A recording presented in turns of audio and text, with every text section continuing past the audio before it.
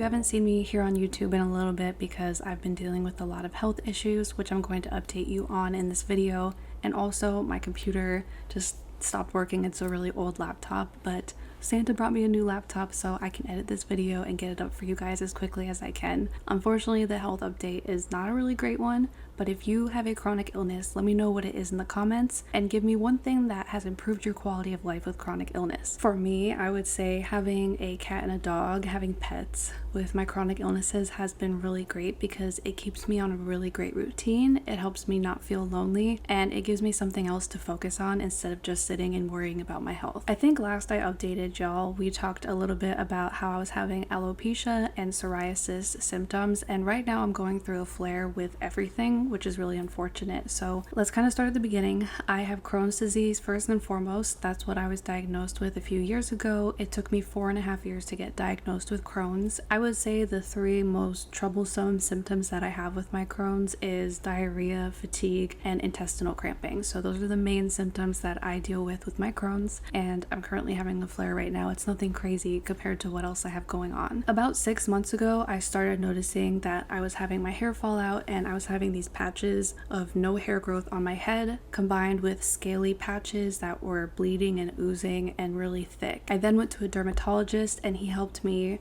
with treating those patches with some topical things like a shampoo, a hair rinse, and also a cream to put on the palms of my hands because I get psoriasis patches there. And right now I am having a flare up of that, so I have the patches on the palms of my hands. Luckily they're not itchy this time, they're just there and present, dry, cracked. I have a couple of dry flaky patches on my scalp. I'm not noticing an increase in hair loss, so that's good, but I'm worried that it might get there since this flare up just recently started. I also was having back pain, and this happened at the same time everything else was happening about 6 months ago, but I didn't think anything of it because I was sleeping on an air mattress for a week and I thought my back pain was due to sleeping on an air mattress. It's not comfortable for anyone, right? But I finally got in with a rheumatologist this December and they diagnosed me with ankylosing spondylitis or axial spondyloarthritis. I've been getting a lot of blood work done, lab work, x-rays, that kind of thing, so we haven't made a complete conclusion yet on which one it is, but the treatment for both of those is still the same. One of my doctors put me on prednisone a couple months back because I was having all of these symptoms and he was like, this is going to help get things under control for now. I then tapered off of it. Last week I completely stopped taking it and I didn't even know prednisone withdrawals were a thing, but I had prednisone withdrawals and I was like, okay, I don't want to go back on prednisone again. I also restarted my Humira and that was really exciting for me because Humira had worked so well for me in the past, but unfortunately when you take a break from Humira for as long of a time as I did and you have to restart it, do your restarting dose, all of that, oftentimes our body will build up antibodies and the medication will no longer work like it once did, and that is what happened to me. And so I'm saying goodbye to Humira, which is really sad because it was a great medication for me. I had no side effects from it, which is incredible, and it worked so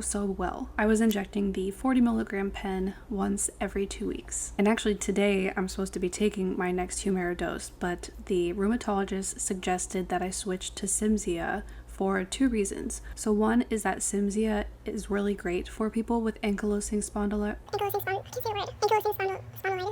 So one, Cimzia is really great for people with ankylosing spondylitis, and also it is a Crohn's disease medication. It's an injection medication like Humira, but it is still very different. The needle is longer, thicker, the medication is thicker, and there's more volume, and it is not friendly for those who are afraid of needles like me. So I actually had to have my husband help me inject it because it was a little scary. You like have to puncture your skin and then slowly press down with steady pressure to get the thick liquid medication in your body. And I had to do 2 injections, so I'm on a loading dose for that. So I'll do 2 injections every 2 weeks for 6 weeks, and then I'll go back to like it was with Humira where I just do 1 injection every other week. And he seemed to be pretty optimistic that it would work for me. But now I'm dealing with all these flare-ups, 1 because I think I stopped my prednisone, and 2 because my Humira is starting to get out of my system. Today is supposed to be an injection day. It's going to take time for the Cimzia to work. So right now I'm like heavily considering going back on the prednisone, but it has so many side effects for me that I really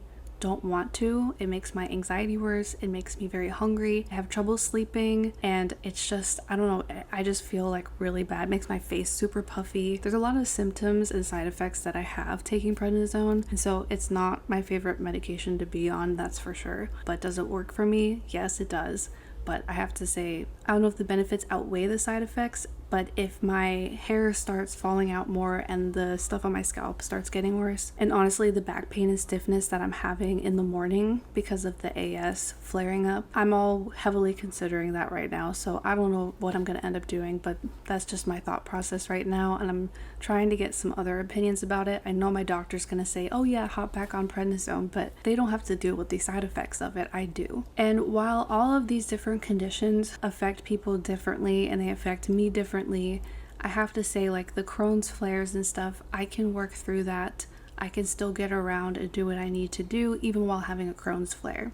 The alopecia, I can still do my normal daily tasks. It's just hard seeing your hair fall out, right? And the patches, I just have to make sure I'm not picking at them or touching at them. Same thing with the psoriasis. It's bothersome. It's not necessarily that painful unless it gets really severe and I start peeling and picking at it. But the ankylosing spondylitis is probably the most debilitating out of all of them, because the back pain can be so bad and the stiffness can be so bad that I can't even like bend over and put my socks on or pick something up. It's really that bad. So my quality of life while this stuff is flaring up, it has obviously decreased, and so I've been filming a bunch of YouTube videos, but I just haven't been able to edit them because of my laptop situation, and honestly I haven't had the energy to do that while I still need to get other things done around the house. But that's what's been going on with me. Also, my rheumatologist did say that it's very common in people my age with Crohn's disease to develop ankylosing spondylitis, and I had never heard of it before, and I was never even warned about it, and I didn't even know anyone with Crohn's disease that also had it, so that was surprising to me. But that also kind of helped him solidify in his diagnosis of what was going on. I will say that my recent blood work of all my vitamin levels came back normal, which is great because I typically have low iron and low vitamin D, so that was exciting to see. And also a lot of my other tests that I had done came back negative, which is the result that we wanted, but it makes it a little bit harder in getting the diagnosis set in stone for me. But if you deal with any chronic illnesses or invisible illnesses, let me know what has really helped you in the comments and let's connect over it, because it's really hard when I don't know anyone in my immediate family that deals with any of these issues, and I love meeting people online that deal with it so that we can